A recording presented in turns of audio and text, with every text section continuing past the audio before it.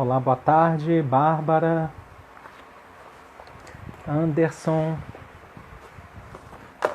Lucas, Ricardo, Bruno, tudo bem? Boa tarde, Marcelo, minha mãe. Bem-vindas. Já convidei aqui o Ricardo. Oi, Ricardo. Olá, tudo bem? Tudo bem? Tô te E aí, melhorou a ouvindo, tá tudo imagem? certo. Melhorou. Para quem não, para quem chegou agora, fizemos um teste. A tela estava cheia de álcool em gel, né? Pelo momento que a É, gente está vivendo. Mas está ótimo, Ricardo. Você me escuta bem, né? sim, perfeito. Ah, que bom. Bem, pessoal, boa Que gostoso tarde. estar aqui, viu? Sejam todos Bom, bem-vindos e bem-vindas. É, Eu vou dar início aqui à nossa conversa, vou contextualizar novamente o projeto, fazer uma apresentação do nosso convidado do dia e depois já passo a palavra para o professor Ricardo. Então, essa é a 15ª live desse projeto de conversas sobre ensino de línguas, em que eu, Antônio, professor da UFRJ, convido pesquisadores, colegas que fazem, desenvolvem pesquisa na área de linguística aplicada, na área de ensino, para conversar, para apresentar suas pesquisas. E com isso, claro que esses colegas, esses amigos acabam colaborando bastante para as discussões da minha disciplina de linguística aplicada. Então, essa semana, a 15ª e a 16ª live, tem como tema tecnologias na área de ensino, e o nosso convidado de hoje é o professor doutor Ricardo Orsi. É Sanctis, Ricardo, falei certo? isso, Isso, né? É, certíssimo. então, o Ricardo ele tem uma formação muito sólida. Eu estava vendo aqui no Lattes, ele tem graduação em letras, português e inglês, português e espanhol. Também tem graduação em direito, graduação em secretariado executivo e é mestre e doutor na área de educação. E a nossa fala, a nossa conversa de hoje, justamente é sobre o assunto desenvolvido por ele na tese de doutorado. O professor Ricardo é professor assistente da FATEC, que é uma faculdade de tecnologia em Sorocaba, e é professor adjunto na Unip, que é a Universidade Paulista também em Sorocaba. Então, professor Ricardo, obrigado desde já pelo aceite. O professor vai explicar como vai dividir a fala, mas quem tiver dúvida, curiosidade, só digitar a pergunta aqui no chat, que eu vou repassando para o Ricardo e a gente vai ampliando aqui essa conversa. Isso aí.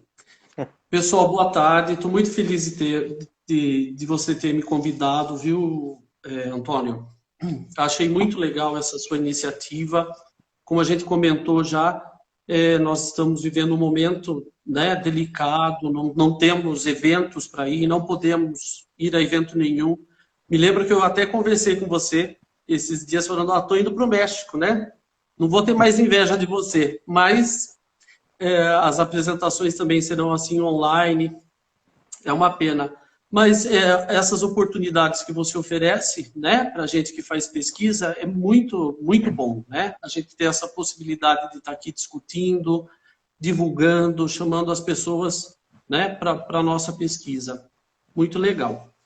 Bom, eu combinei de falar a respeito da minha pesquisa em 3 blocos, né? O primeiro bloco, eu queria falar um pouquinho dessa relação das tecnologias com a sociedade e com a escola.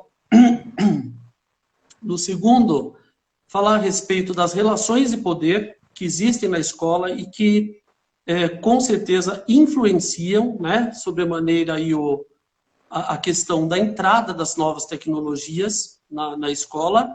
E, por fim, mostrar para vocês as 3 categorias que na minha pesquisa eu acabei encontrando com relação à adoção, né, do uso do celular como na prática docente. Eu não gosto de falar ferramenta pedagógica porque vai um pouquinho mais além disso aí, né?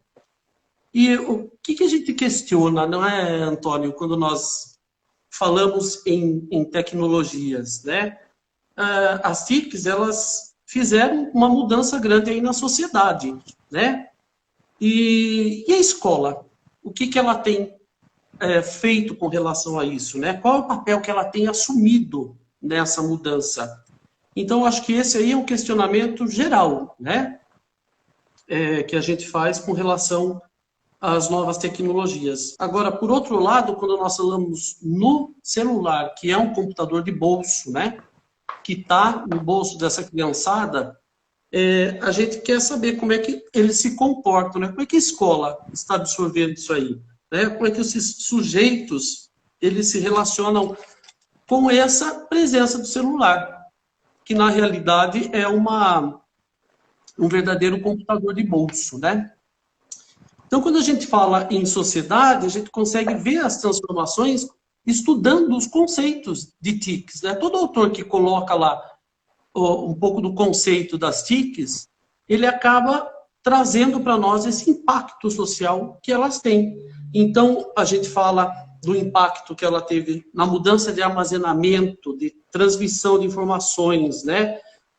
Do novo espaço da comunicação e articulação da linguagem, e do interesse das TICs nos vários setores sociais, né? Então, qual é o interesse da escola? E a gente questiona, né?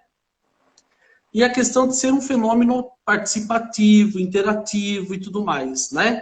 Agora, mais precisamente, quando a gente fala sobre a mudança de comportamento humano, a gente pode ver que essa interação, ela nasce trazendo aí para os jovens uma nova forma de se organizar, né? De discutirem questões como essas que nós estamos vivendo hoje, questões sobre racismo, né? Homofobia, preconceito, política, estão lá. Se pode não gostar de algumas posições, né? Condenar outras, aderir às outras, mas elas estão lá. Então, a gente vê que há um encorajamento, né? Nas crianças, nos adolescentes, as pessoas, principalmente os nativos digitais, que já vêm aí preparados com essa configuração nova, né? Para essa nova configuração. E o autor Pierre Levy, que foi uma das referências que eu usei, ele traz essa divisão, né? Dos espaços. Antônio, pelo amor de Deus, se eu estiver falando demais, se estiver extrapolando o tempo, você me dá um sinal, tá? Pode deixar. Você me dá um corte, que senão eu vou. Então, o Pierre Levy, ele fala bem a respeito disso, quando ele traz o espaço terra, que é aquele homem, né, que está construindo ainda a sua linguagem, que é nômade, depois o espaço território, que é quando o homem passa a delimitar o espaço e viver sedentariamente, a importância do espaço físico. Depois nós passamos para o espaço mercadoria, que traz essa questão da moeda, da circulação de bens, da globalização, e por fim ele chega no espaço do saber, que ele chama do espaço do saber, que é o espaço virtual, né? Que na realidade reorganiza nosso tempo, nosso espaço, constrói aí uma inteligência coletiva e ao mesmo tempo dando valor aos saberes individuais. Ele vai ser muito contestado com relação a isso, porque parece que ele banaliza um pouco a ciência, né? No sentido de que tudo que se coloca na internet é válido, é o conhecimento individual sem as barreiras metodológicas, né? E a gente sabe a importância da metodologia. Então, Flusser, antes mesmo, porque Flusser morreu antes de existir, né? O que nós vivemos hoje, Pariser, eles falam a respeito dessas críticas, né? Eles criticam essa questão, que existe uma liberdade, mas não existe, porque tudo que você faz no seu celular está sendo lá, alguém está ouvindo, né? Alguém está coletando para te direcionar exatamente para o consumo, né? E aí a gente poderia entrar por vários outros autores, como até mesmo Bauman, né? Agora, a escola, quando a gente fala na escola, nós estamos falando de um lugar ainda inseguro com relação a isso, né? Nós temos vários olhares aí, olhares de resistência, né, com relação aos estudos, né? Antes de eu fazer a minha pesquisa, eu queria saber o que estava sendo dito a respeito, né? E a gente encontra lá uma colega aí sua da Federal também, a Joana Peixoto, é da Federal do Ceará. se não me falha a memória. Tem uma linha de pesquisa muito boa lá a respeito de novas tecnologias, né, de TICs e tudo mais. E ela faz um estudo da arte com os seus alunos, com os seus orientandos, e desse estudo da arte a gente vê que tem duas correntes quando se fala em novas tecnologias de escola, que é aquela que coloca a nova tecnologia ou como algo instrumental, né, que é a corrente instrumental, como se fosse um giz, uma lousa, um aparato, né? Então, acho que existe uma redução aí com relação a isso. E os deterministas, né? Que seguem muitos argumentos que estão em documentos oficiais, inclusive, que falam que a partir do momento que você usa as novas tecnologias da escola, você consegue, se garante a qualidade de ensino. Isso também é questionável, né? Falei demais? Não, não. Não, a gente Posso só subir? tem. Pode, assim, a gente só tem um comentário até esse presente momento que traz um pouco essa imagem que você apresentou do início, né? Que o celular não é algo novo, não é algo que chegou na escola agora, né? Que já está presente um certo tempo, que é um comentário da Yama, dizendo que quando ela já estava no ensino básico, o celular já era algo abominável e até hoje ainda perdura, né? Essa imagem do celular como algo que não faz bem ali a prática educativa. Inclusive, algumas instituições acabam criando normas para uso dentro da sala de aula, normalmente fora do contexto Exatamente. da sala de aula, né, que dialoga com isso que você colocou. Mas eu achei muito interessante essa noção do conceito de virtual, né, que você traz também, né, nesse primeiro bloco, né, já mostrando como se fosse algo também já sem um espaço, sem uma marca, sem um território. Você usou o Pierre Levy, mas lembrei muito do Manuel Castells, né, também, talvez seja algum autor que Sim. vá... Não conheço nada de novas tecnologias, mas talvez algum autor que possa também contribuir nesses espaços aí mais que acabam sendo mais fluidos, né? Muito, com certeza. O André Lemos no Brasil também, né? Falei muito de Castells também, né? Do Manuel, o espanhol, né? Uhum. E então na escola, só para dar um gancho aí nessa relação, né? Com a sociedade, a escola ela permanece, parece que meio inerte. E todos os estudos sempre direcionados a isso. É um instrumento ou é algo determinista que vai garantir a qualidade do ensino, né? Que acaba criando um fetichismo, né? Talvez, porque nem sempre, né? Parece que a gente está diminuindo a figura do professor, da mediação do professor, a importância dele, né? Quando nós falamos que é algo determinista, basta usar que vai ter qualidade no ensino. E outros estudos sempre falam a respeito dessa resistência da escola, né? Assim, eles se ocupam de falar da falta de acesso, da falta de apoio para o uso, da falta de infraestrutura. Também fala muito a respeito dos conflitos de geração, né? Que uma vez que nós temos o professor lá, imigrante digital e o aluno nativo digital, cria-se uma insegurança, né? Como que eu, professor, vou usar qualquer que seja tecnologia frente ao meu aluno que sabe mais do que eu? E essa cristalização que nós temos aí é do perfil do próprio professor, né?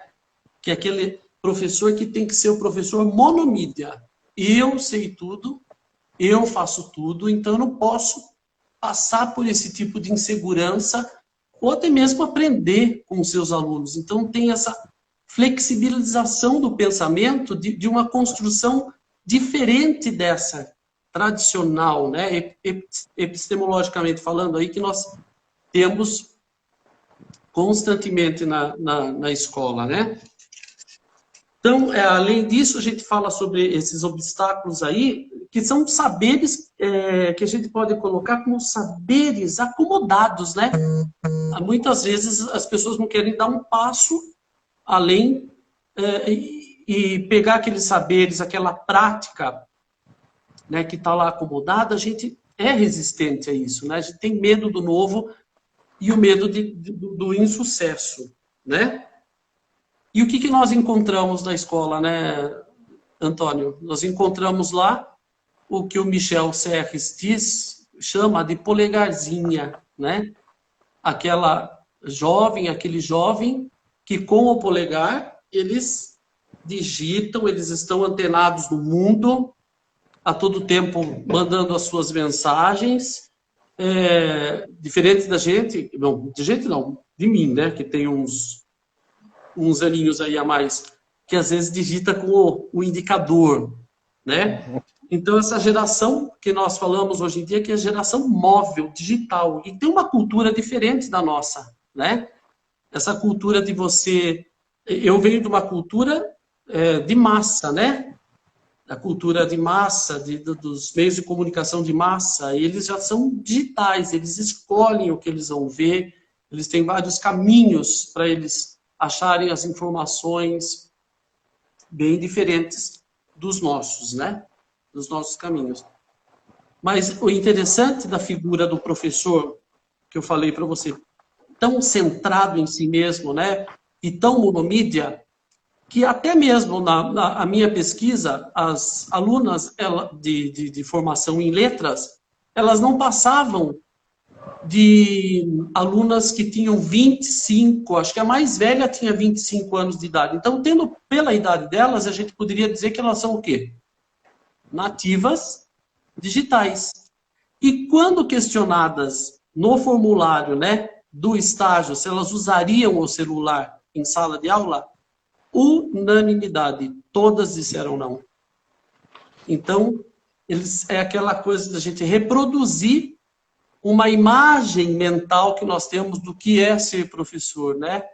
E não pensar que nós podemos, né, durante a formação, tanto os professores que trabalham com a formação desses alunos, quanto os próprios alunos, em mudar, em dar um passo diferenciado, né? Sim. Posso seguir? Posso, eu só queria te provocar um pouquinho, Ricardo, para falar um pouquinho dessa concepção de professor, que você colocou professor como monomídia, né?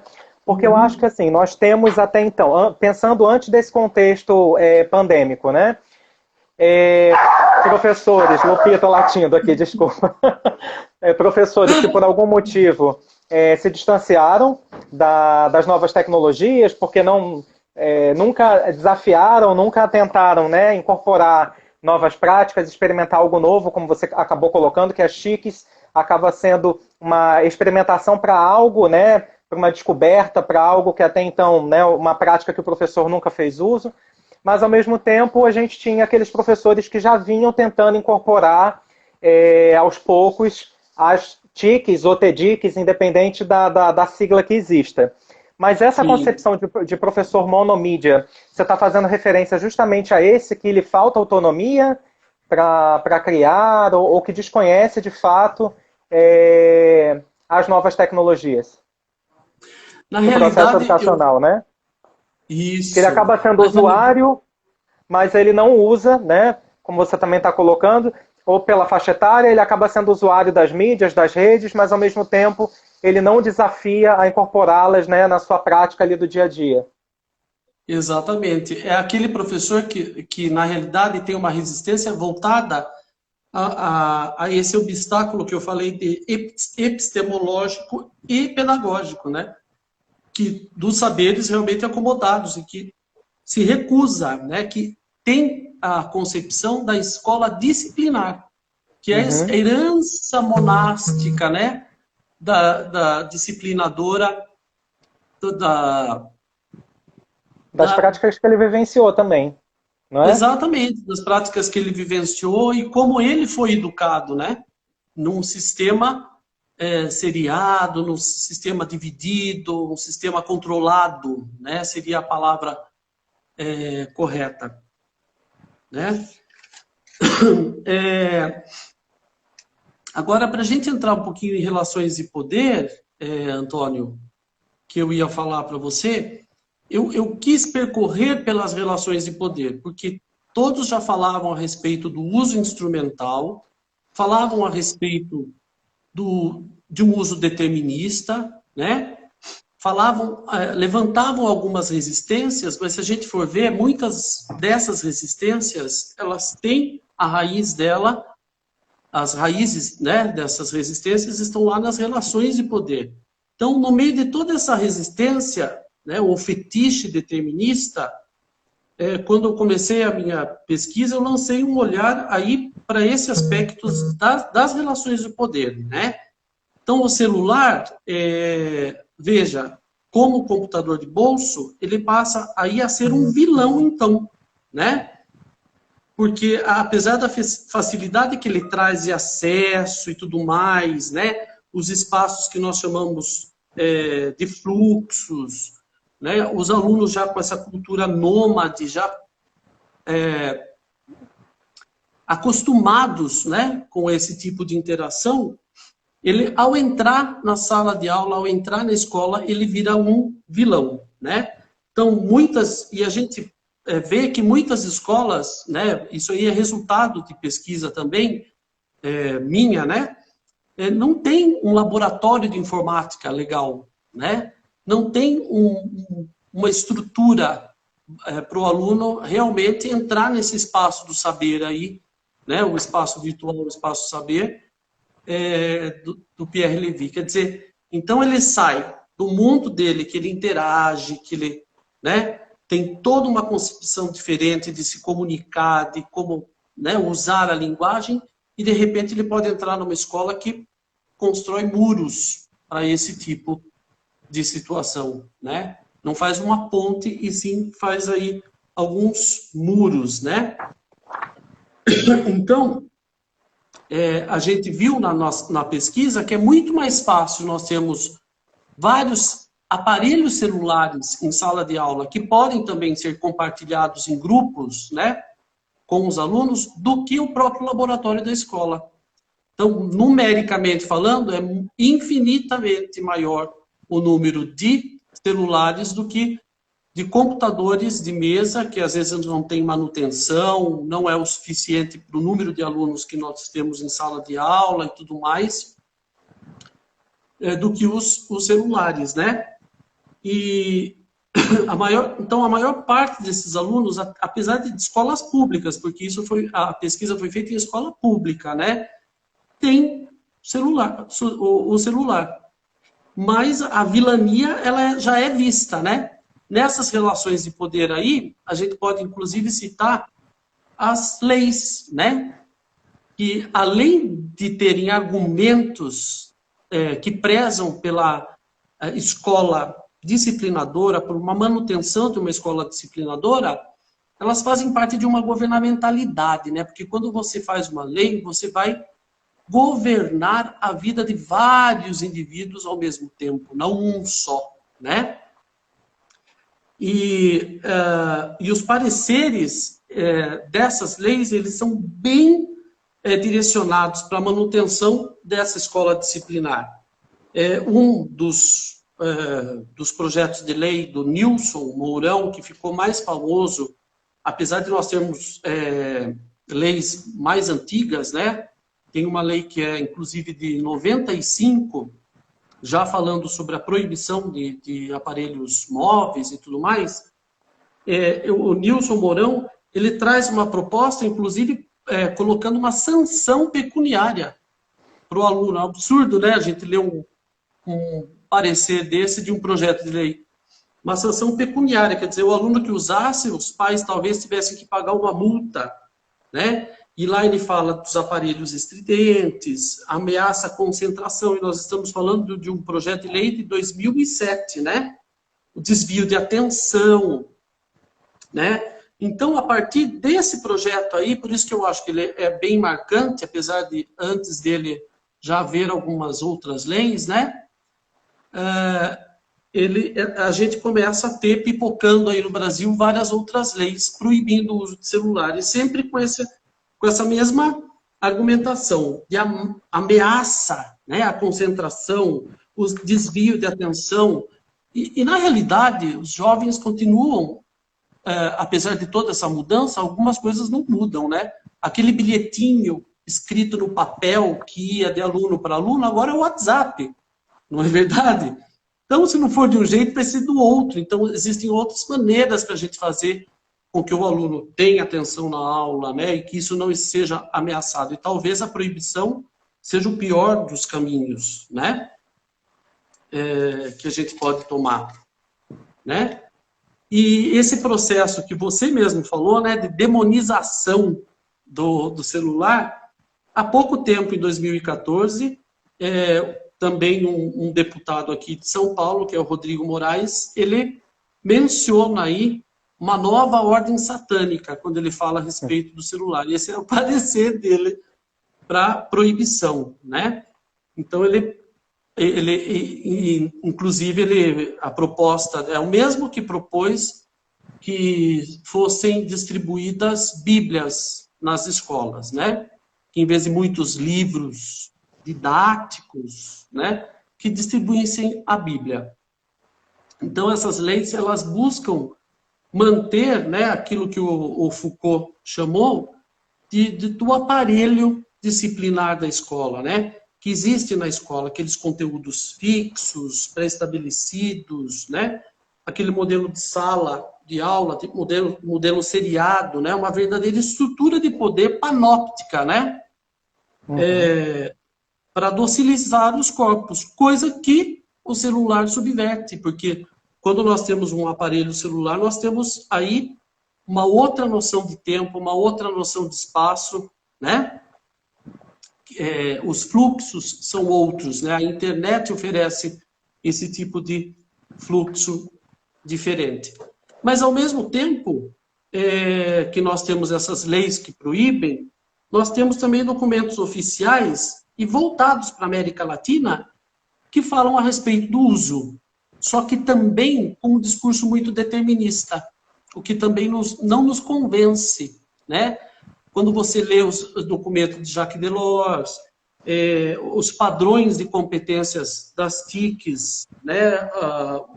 Tem um outro que é o UNESCO Mobile Learning, né? Mobile ou Mobile Learning. Todos eles trazem um incentivo para o uso, mas sempre com esse discurso determinista que também pode causar um fetiche de que basta usar e a qualidade da educação ela vai superar as mazelas que nós temos, né? Então, o que nós vemos aí nesses documentos e nessa governamentalidade contraditória? Que nós vamos da proibição ao uso, só que a um uso com o fetiche dessa corrente determinista de supervalorizar, né, as tecnologias como salvadora do ensino e da qualidade do ensino. Certo? Ricardo, eu estou em silêncio aqui, mas estou acompanhando, estou anotando as várias contribuições. Já posso repassar algumas, eu acho que algumas têm tudo a ver com o que você já está falando ainda nesse segundo bloco, né? Dessas relações de poder, né, que perpassam o uso, né, do celular como esse objeto de contradição ainda hoje nas políticas e na escola. Então, nós temos aqui alguns comentários,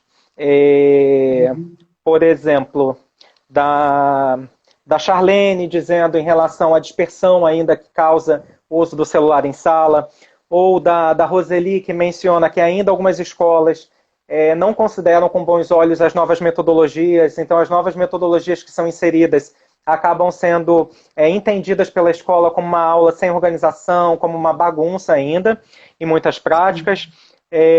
Por outro lado, um comentário de um outro perfil, que diz que o uso das tecnologias em sala precisa estar relacionada à conscientização, principalmente do usuário, seja ele o professor e o aluno, para que de fato não acabe perdendo o foco ou dispersando o objetivo principal.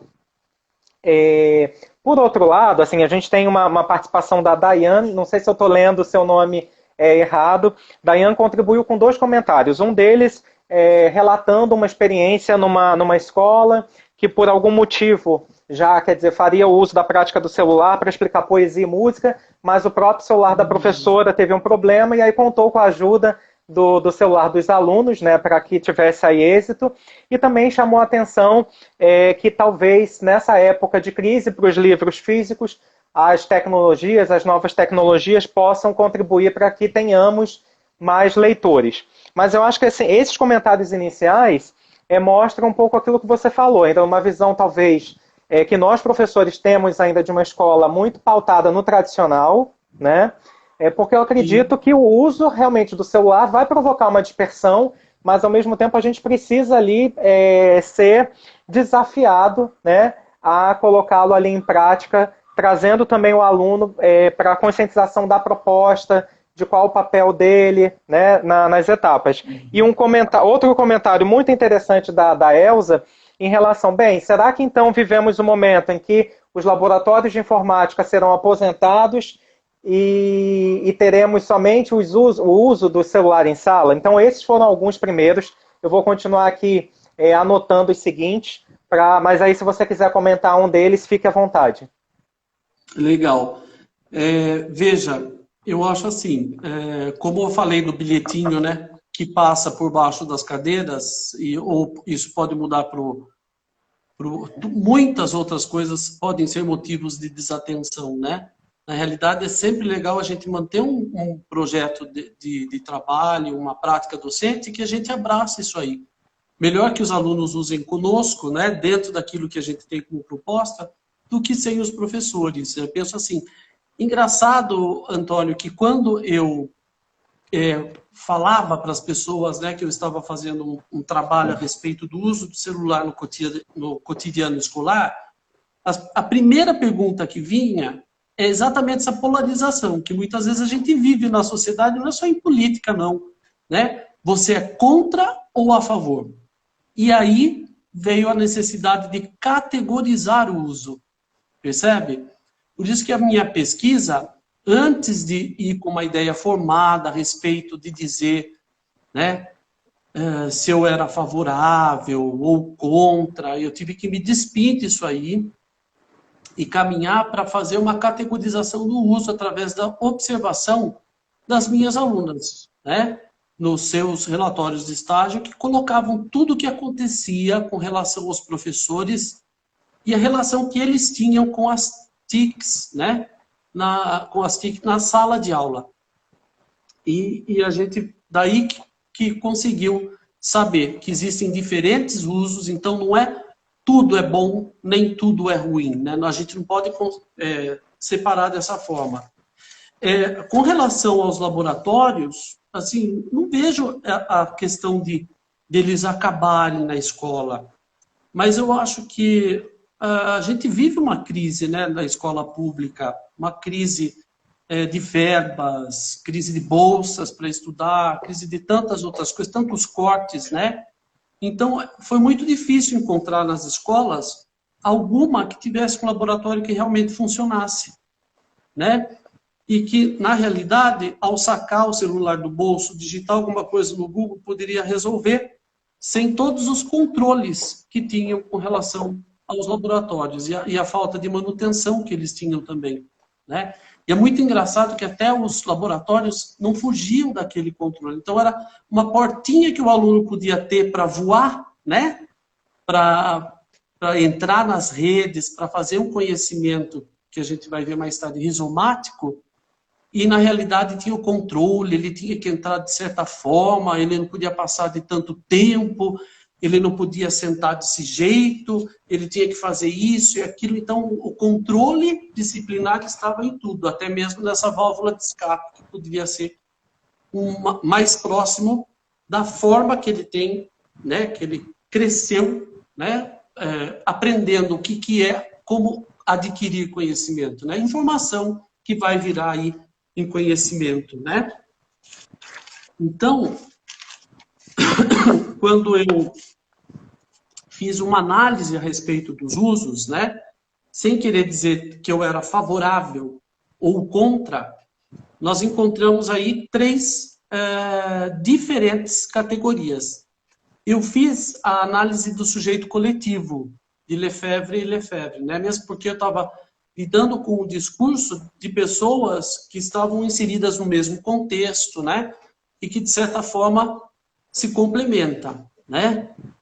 O discurso, a análise do discurso coletivo, eu ouço todas as pessoas, né? Eu colho os dizeres de todas essas pessoas e transformo em uma pessoa só, né? Que é uma representação social. Então, aí, na realidade, a representação social do aluno que foi a estágio e observou tudo o que acontecia em sala de aula. E a gente vê aí que a gente tem aquele uso proibido, né? A primeira categoria foi a que venceu, né? No caso das categorias que nós observamos, foi a do uso proibido, né? Que vai refletir essa questão da escola disciplinar, né? Porque junto com a proibição vem relatos de aulas tradicionais, né? Que trazem um processo de subjetividade dos alunos, disciplinar mesmo, né? Falta do diálogo, que é proibido e ponto final, né? Que eu acho que é muito difícil nós convencermos o aluno de hoje falando é proibido e ponto, né? Muitos consideravam o uso do celular, de qualquer outra tecnologia, como uma perda de tempo, se preocupavam com o conteúdo que eles tinham que dar, né? Então, o julgamento maior dos professores que se pautavam pela proibição, né? Por essa categoria do uso proibido, de que os alunos não sabiam usar o celular, né? E eles queriam, na realidade, manter a escola analógica, né? Separada por dias, horas, ciclo fechado de aprendizagem, aqueles graus diferenciados de mais fácil para mais difícil. Não, isso aí você não pode ver ainda. É muito difícil para você, né? E, na realidade, cada um tem uma forma, né, de aprender, de buscar. De repente, o que é difícil para um não é difícil para o outro. E os alunos eram colocados nessa, né, tábula rasa aí. Então, esse uso proibido traz exatamente o retrato de uma resistência, de alunos que eram mais rebeldes, né? Porque eles saíam do cyberespaço, que eles estavam acostumados, né? Que eles têm acesso a vídeos, para aprender língua estrangeira, aplicativos, né? Então, de repente, aplicativos populares aí que são repetitivos, né? Que trabalham com coisas antigas, mas estão nas tecnologias, né? Daquelas formas de drill, que a gente chamava em aprendizado de língua estrangeira, estavam lá fazendo mais sucesso que o próprio professor, que, né, pode ser um mediador muito mais importante.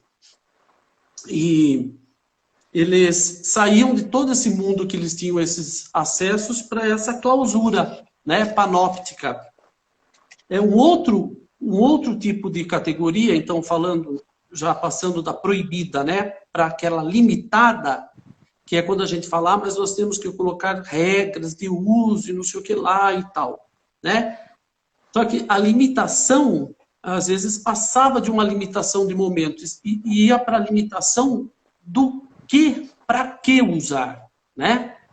E tipo de limitação que também não existe na vida deles, hoje em dia, né?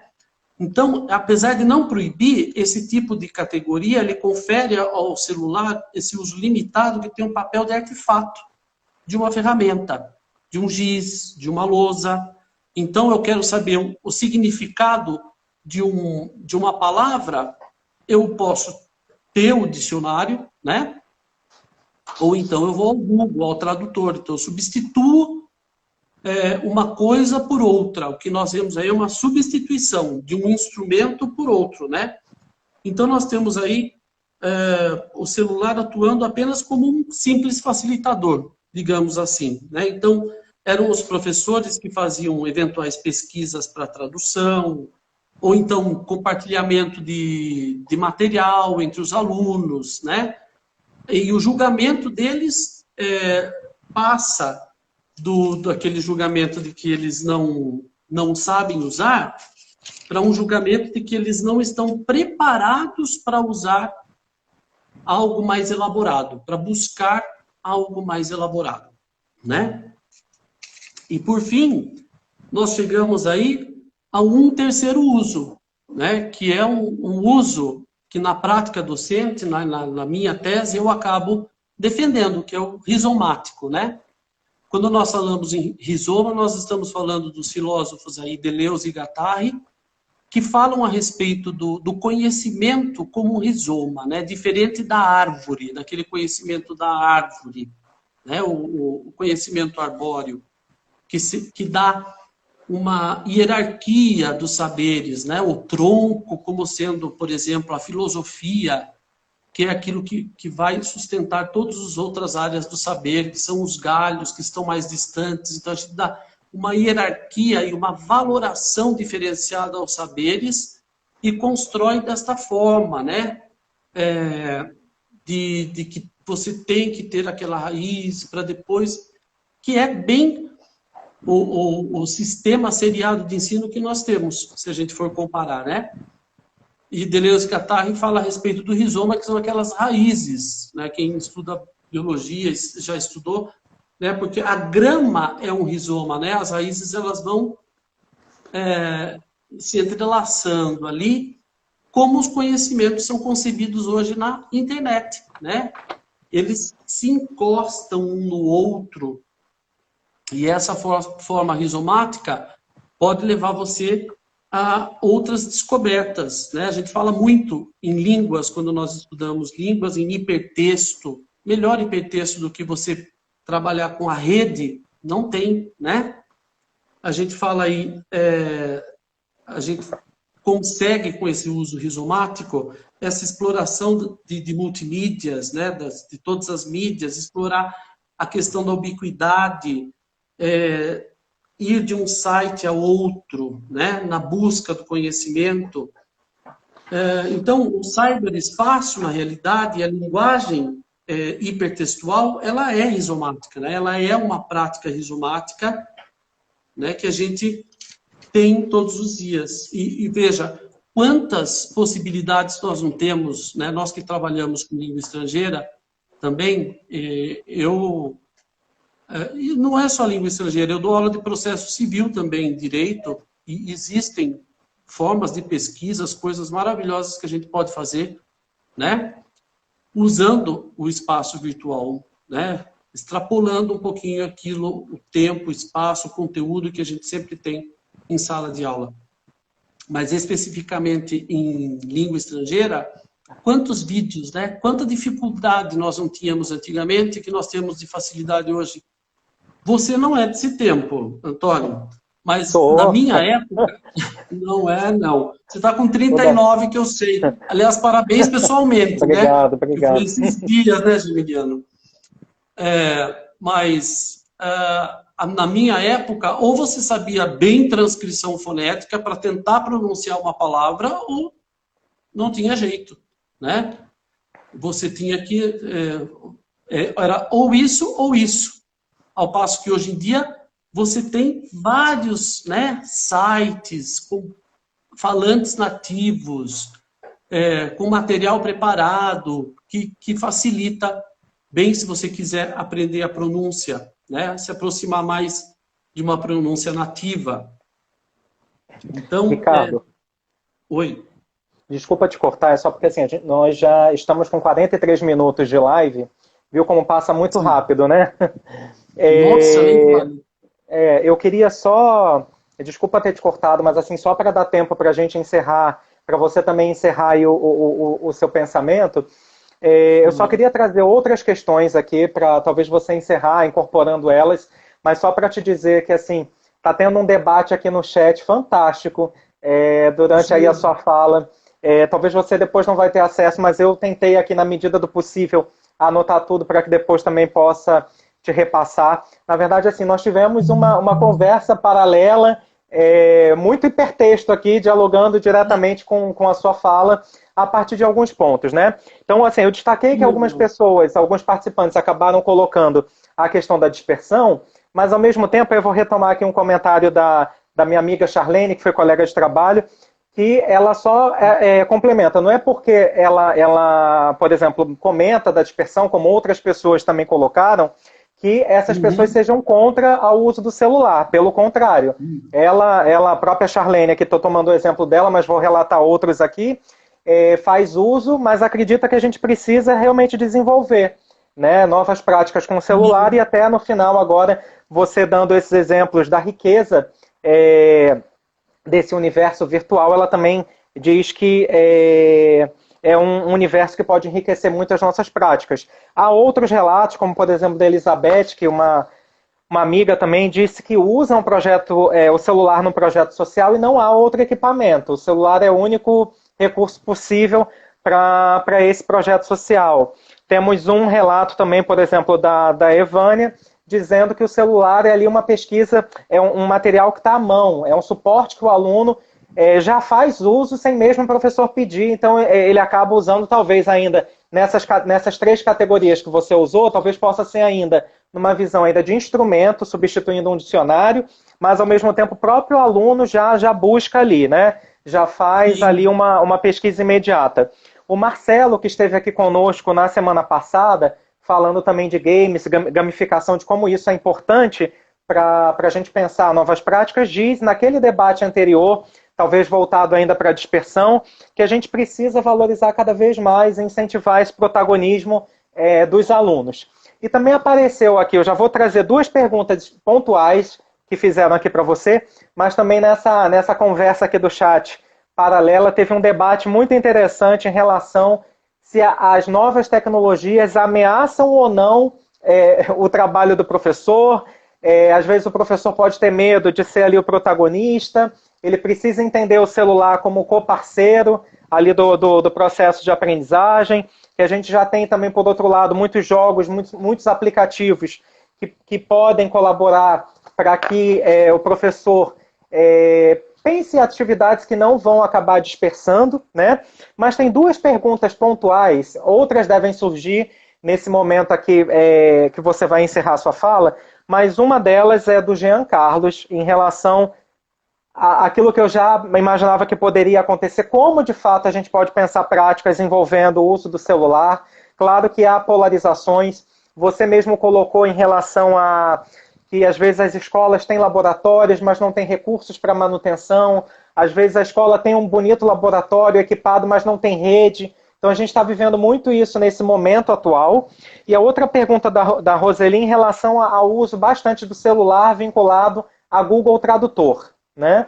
Mas antes de passar a Uhum. palavra, a gente está com 47 minutos, eu já queria deixar o convite para a live de sexta-feira, dia 19, também às 17 horas, que de uma certa forma vai ampliar ainda o debate que aconteceu aqui hoje com o professor Ricardo, que tem como tema uso emergencial de tecnologias digitais e perspectivas pós-pandemia para ensino-aprendizagem de línguas. Será com a professora doutora Isadora Gregolin, da Federal de São Carlos. Então, sexta-feira também é um encontro imperdível. E, Ricardo, eu te passo pelo menos esses comentários que eu tentei aqui mapear, várias outras mensagens também de carinho para você. Mas Que aí, bom. assim, nós estamos quase com 50 minutos, aí fica à vontade também para retomar as categorias ou responder comentários ou essas duas perguntas mais pontuais aqui que eu te trouxe. Certo. Será que eu lembro quais são as duas perguntas? Então, vou Mas vamos lá. retomar. Você quer que retome? Aham. Não, uma Por delas, favor. então, em relação a como usar, ainda mais assim, que você não acabou não trazendo aqui exatamente dados da sua pesquisa de campo, que é impossível, mas o que eu já ia esquecendo de indicar a leitura do professor Ricardo. Ele tem um capítulo que foi publicado esse ano. Quando acabar aqui a live, eu vou publicar o print do livro, né, e do artigo.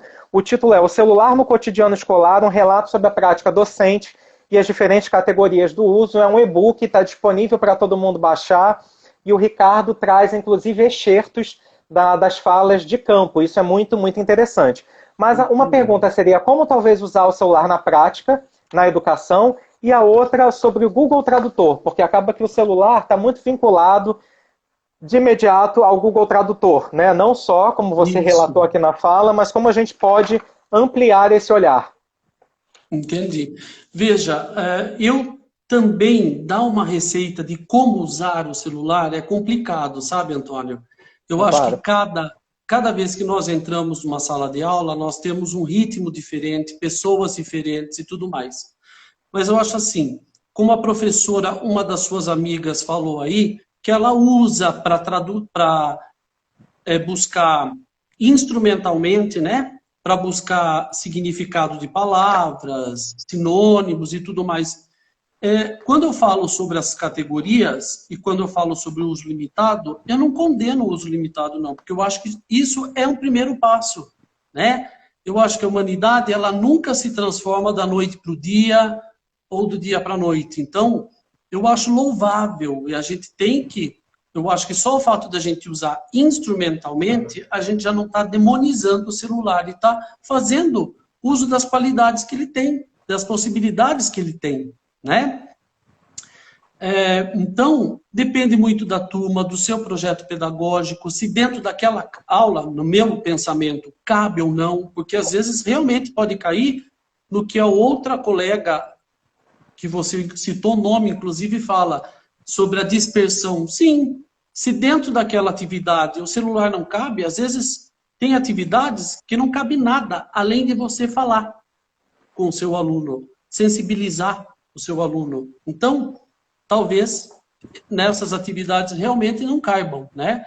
Mas aquilo que couber, a gente procurar fazer o melhor uso possível, façamos, porque senão eles vão usar embaixo da carteira do mesmo jeito, né? Esse é o meu pensamento. A Roseli falou a respeito de tradutor, né? Do Google Tradutor. Sim. Veja, eu leciono no curso de letras, que é licenciatura e bacharelado tradutor. Eu acho assim, é uma ferramenta? É uma ferramenta. Porém, nós não podemos esquecer que é uma ferramenta que pode nos surpreender com relação à competência linguística, né? Quando saiu, talvez isso venha a melhorar mais tarde, mas quando a gente faz tradução, né, ou versão, você tem todo um contexto, né? Tem um pano de fundo ali que vai acabar o público-alvo, para que é aquele texto, coisas que o Google Tradutor, ele pode ajudar, mas ele pode atrapalhar. Se você não levar em consideração tudo isso, então, o papel do tradutor é importantíssimo para que a gente consiga traduzir um texto, levando em consideração todas essas visões que o Google Tradutor não tem. Inclusive, no início, nós tínhamos o problema da competência linguística com ele, né? Você colocava lá uma palavra como manga, né, canto, e ele colocava lá que a pessoa tinha corner classes, que seria aulas de canto, e o canto ali era de esquina, né? Então, hoje isso tem melhorado bastante, mas eu acho que é um apoio, mais um apoio para uma tradução bem feita de uns 20%, 30%, mas ajuda, né? O papel do tradutor jamais vai ser minimizado e é sempre importante. Quando nós assistimos eu estou aqui de olho também no relógio. Quando nós assistimos o Netflix, eu adoro assistir a Netflix em inglês e espanhol, né? E lá você vai hóstia, né? Em espanhol, eles falam direto, hóstia. Quantos significados não tem para a palavra hóstia, né? Dentro daquele contexto? Isso aqui, só um tradutor é que vai conseguir, né? Trazer aquilo, porque de vez em quando pode ser, poxa, né? Poxa, que saco, né? Inúmeras traduções poderão surgir ali, e se você colocar lá hóstia, vai ser hóstia mesmo, do que o padre, né, coloca lá na boca dos fiéis e por aí. Então, é importante que a gente tenha esse trabalho do tradutor muito bem feito, toda a formação que ele tem é importante, né? Para ele conseguir chegar a uma boa tradução. Não sei se eu consegui responder Conseguiu. A todos, mas eu adorei você dizer que, paralelamente, estava havendo aí uma discussão. É muito bom isso, né? Porque demais, né? A gente precisa disso, né? A gente se constrói assim. Não, penso eu, né? e também, assim, eu acho que de uma certa forma, infelizmente, esse momento, né, tão triste aí que estamos passando, né, deixa, por outro lado, uma aprendizagem, né, de que, querendo ou não querendo, precisamos nos aproximar dessas tecnologias e recursos que existem. Então, de uma certa forma, já nesse período, quer dizer, não é mais quarentena, já temos aí, né, 3 indo né, o quarto mês, muitos professores já estão fazendo uso, consciente ou não, mas de alguma forma estão tocando as suas práticas, né?